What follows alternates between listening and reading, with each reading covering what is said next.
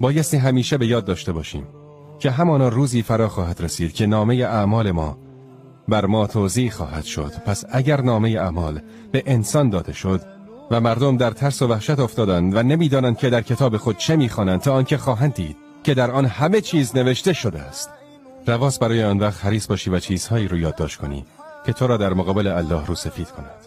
حسن بصری رحمت الله علیه میگوید که شنیدم الله تعالی هنگامی که گناه را بر بنده ببخشد، عقوبت را از بنده پاک خواهد کرد، ولی گناه در اعمال او هستش. سپس حسن بصری گریه کرد و به او گفتند چه چیز باعث به گریه افتادن تو شد؟ میگوید که از روی خجالت الله گریه میکنم. الله تعالی بر من منت نهاد، گناه را برای من مغفرت کرد، ولی همچنان آن گناه در صحیفه من نوشته شده. در حدیث صحیح پیامبر اکرم میفرماید همانا الله در روز قیامت به بنده خود نزدیک می شود و تمام گناهانش را به وی یادآوری می کند.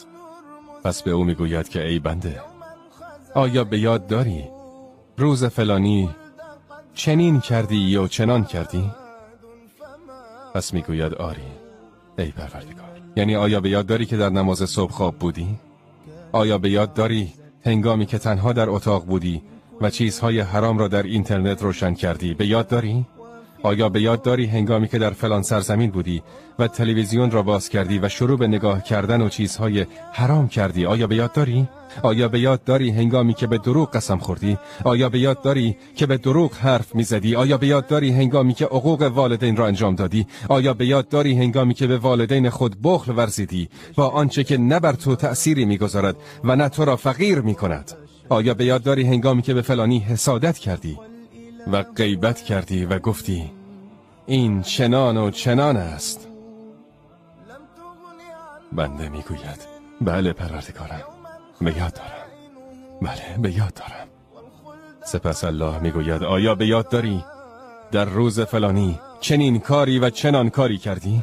در روز بعدش هنگامی که معصیت دیگری انجام دادی در آن سرزمین و در آن ساعت و در آن مجلس و هنگامی که با فلانی نشستی، الله تعالی او را به یاد کوچکترین گناهانش می‌اندازد تا آنکه گمان کند که دیگر هلاک می‌شود و هیچ چیزی از او مخفی نمی‌ماند مگر اینکه جلوی رویش ذکر می‌شود تا اینکه گمان کند که دیگر هلاک می‌شود.